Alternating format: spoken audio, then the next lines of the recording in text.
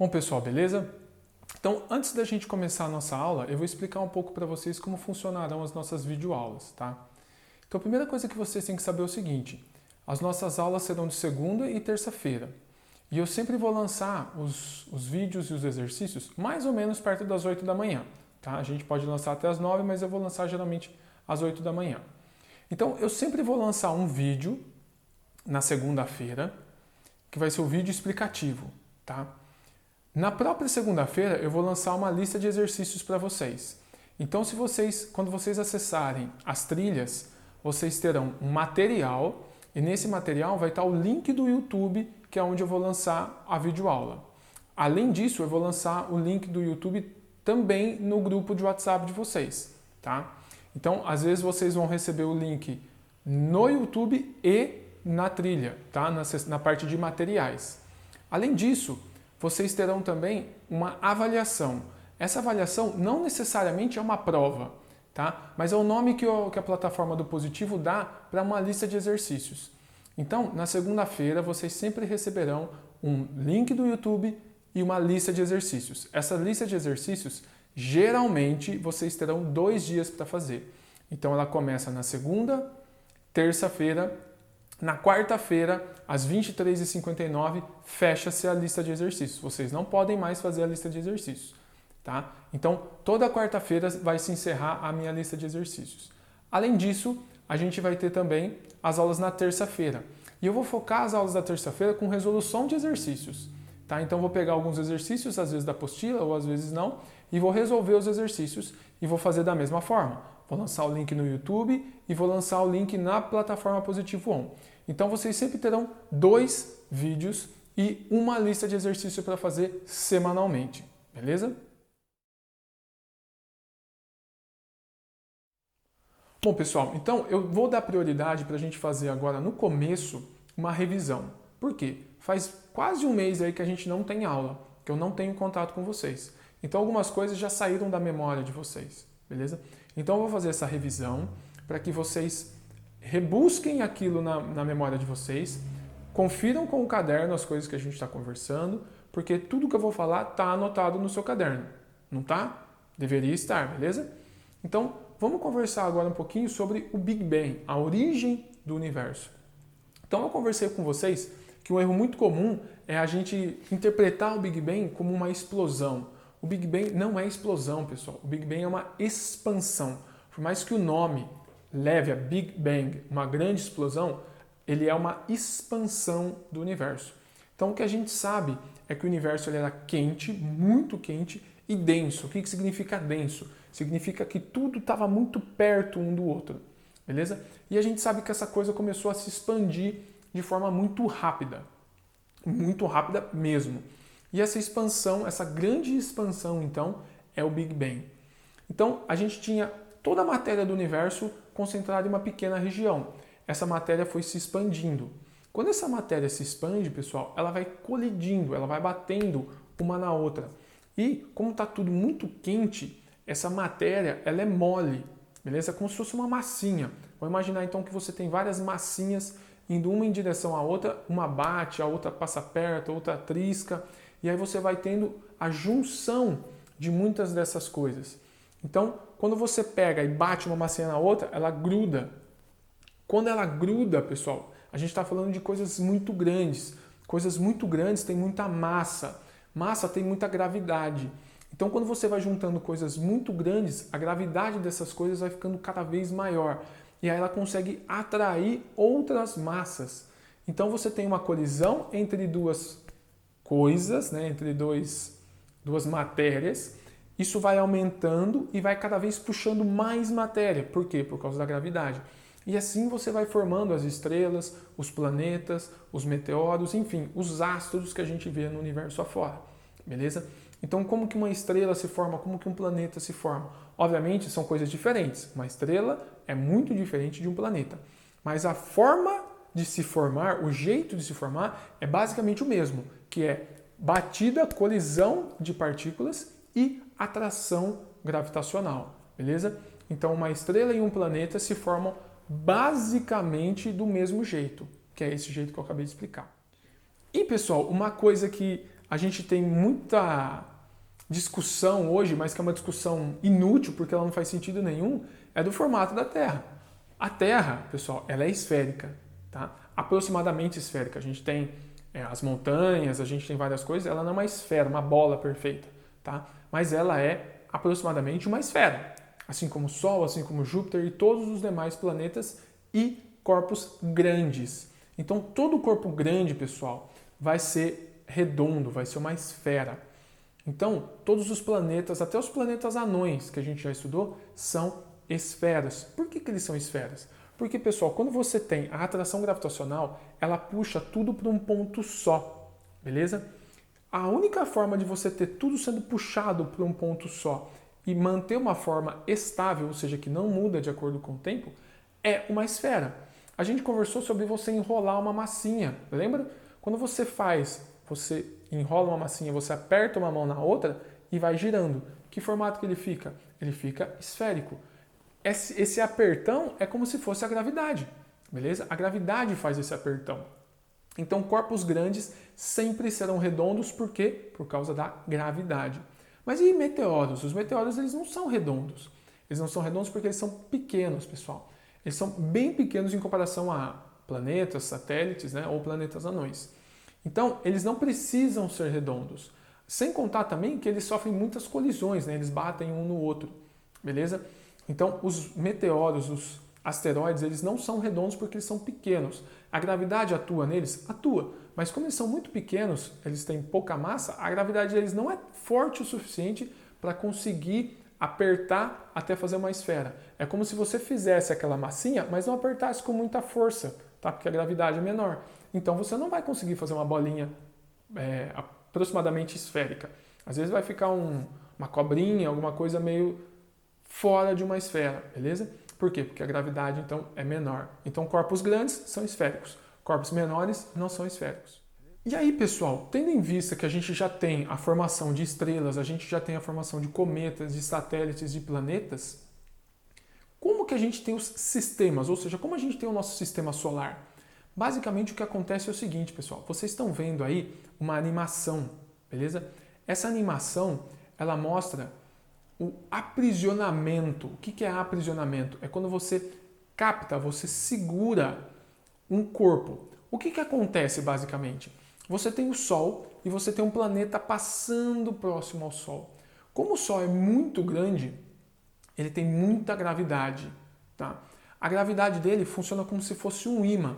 Ela prende esse corpo. Então esse corpo está passando, ele passa próximo ao Sol, o Sol o captura com a gravidade dele. E aí ele começa a ficar preso no Sol, beleza? Então é assim que a gente vai formando os sistemas solares.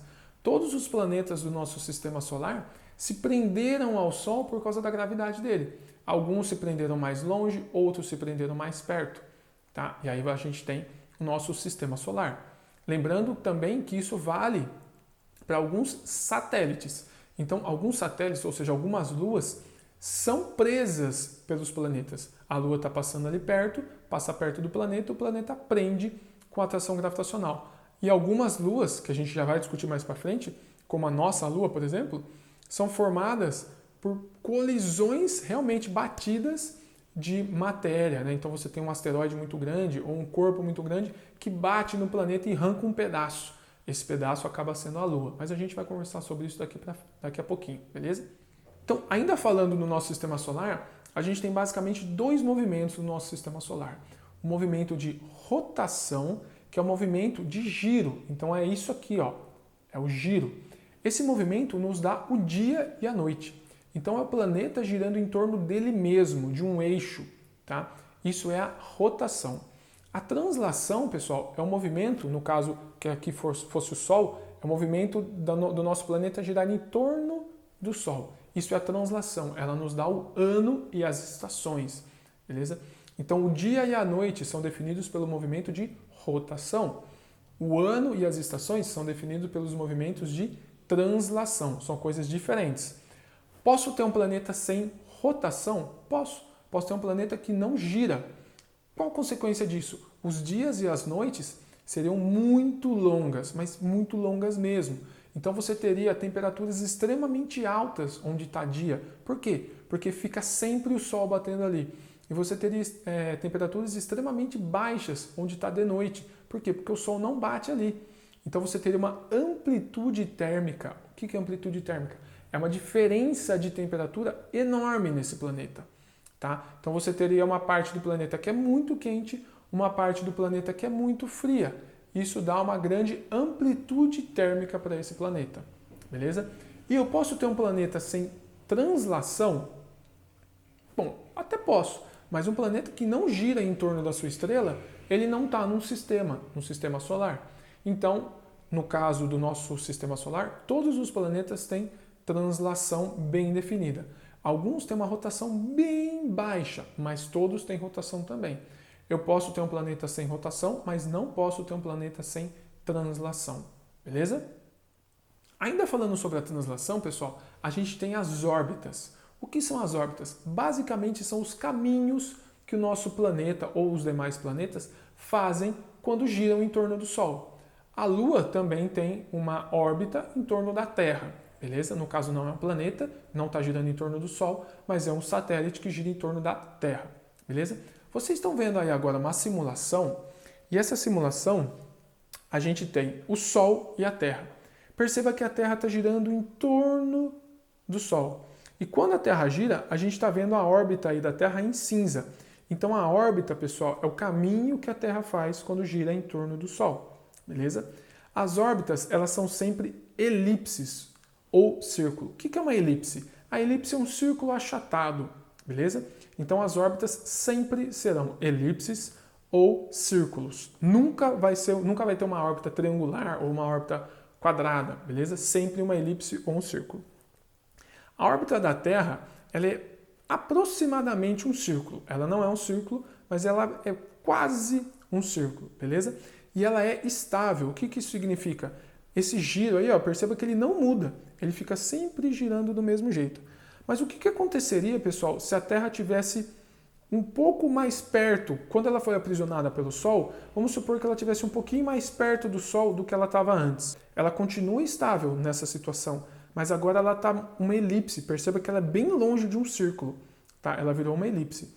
Agora vamos supor que quando o Sol capturou a Terra estivesse mais perto ainda do Sol. O que estaria acontecendo? A Terra poderia ser tão atraída pelo Sol que ela iria colidir, ela ia cair dentro do Sol. Tá? E o que poderia acontecer caso a Terra estivesse muito longe do Sol quando ela passou pelo Sol? Ela poderia nunca ser presa. Tá? Ela poderia desviar um pouquinho, mas ir embora. A gente não teria a Terra presa ao sistema solar. Então, pessoal, perceba que a gente tem uma característica e uma necessidade de uma precisão muito grande. A Terra passando perto do Sol e ser capturada não é tão simples assim. Os outros planetas também não.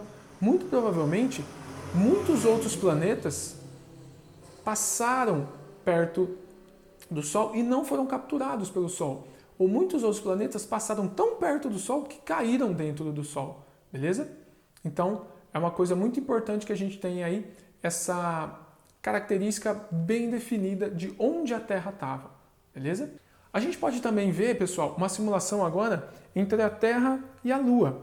Perceba que a Terra e a Lua, vista de acordo com o Sol também, né? Ela parece uma flor. Perceba aí que está rosa a órbita que a Lua faz em torno do Sol, tá? Por que, pessoal, ela tem esse movimento estranho? Porque é como se a gente estivesse colocando uma câmera no Sol e vendo o desenho que ela faz a partir do Sol. Tá? Então ela vai sempre dando a volta na Terra, mas ela caminha junto com a Terra. Então ela vai fazendo essa flor aí. Tá? Mas e se eu estiver vendo da Terra? Se eu estiver vendo da Terra, ou seja, colocando a minha câmera na Terra, a órbita da Lua é um círculo. Tá vendo aí o caminho que ela faz? É um caminho circular. Beleza? E a gente sabe que a órbita da Lua, assim como a órbita de outros satélites, é sempre em torno de um planeta, nunca em torno de uma estrela. Beleza, pessoal? E como a gente já conversou, a Lua, a nossa Lua, tem uma hipótese de surgimento bem definida, que é a hipótese de que existia o nosso planeta ainda meio mole na sua formação, e houve uma colisão entre o nosso planeta e algum outro corpo muito grande. Quando houve essa colisão, você teve algo saindo do nosso planeta e por efeitos gravitacionais, tanto do nosso planeta quanto dessa outra parte que saiu da Terra, você teve a junção de matéria, um pouco foi para a Terra, um pouco virou a Lua, e a Lua acabou ficando presa no nosso planeta. Poderia ser de outra forma? Poderia ser, como eu já comentei com vocês, que o nosso planeta aprisionasse a Lua, beleza? Mas não foi o que aconteceu. No nosso caso, na nossa Lua, houve uma colisão entre dois corpos e a massa ejetada, a massa que foi jogada para fora, virou a Lua, beleza? E eu já passei para vocês, pessoal, uma lista de todos os planetas que têm luas e quantas luas eles têm. Não vou ficar mostrando aqui porque vocês já têm isso no caderno e tem também na apostila de vocês. Então, quase todos os planetas do nosso sistema solar possuem lua. Nem todos possuem, alguns não têm lua. Alguns têm muitas luas, outros têm poucos. Por exemplo, como a Terra tem uma lua só. Beleza? Uma coisa que eu ainda não comentei com vocês, pessoal, é que a gente tem basicamente 8 planetas no nosso sistema solar. Eles são Mercúrio, Vênus, Terra, Marte, Júpiter, Saturno, Urano e Netuno. Nessa ordem aí de distância do Sol, né? Então Mercúrio é o mais próximo do Sol e aí a gente vai se distanciando. Os 4 primeiros que eu falei, Mercúrio, Vênus, Terra e Marte, são planetas rochosos. O que significa isso? Eles têm um chão, eles têm um lugar para você pisar, eles são feitos de rocha. Os outros 4 planetas que eu falei são planetas gasosos. Então, a gente tem Mercúrio, Vênus, Terra, Marte, rochosos, Júpiter, Saturno, Urano e Netuno, gasosos, tá? Então, esses planetas não têm chão, beleza? Se você conseguiria atravessá-los. Eles são feitos basicamente de gás. Os planetas gasosos, eles são maiores que os planetas rochosos. Isso é uma regra? Não necessariamente. No nosso sistema solar acontece dessa forma. Eu poderia ter um planeta rochoso bem maior, por exemplo, que Saturno, tá? Nada impede disso. Já que a gente está falando de Saturno, a gente sabe que Saturno tem os anéis. Não só Saturno tem os anéis, né? Mas a gente sabe que Saturno tem aqueles anéis bem visíveis.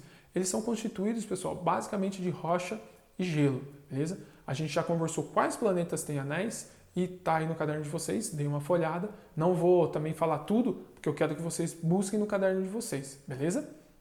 Quase acabando a nossa aula, pessoal, a gente tem os planetas anões. Os planetas anões são planetas pequenos. A gente conversou sobre esses 5 planetas anões do nosso sistema solar.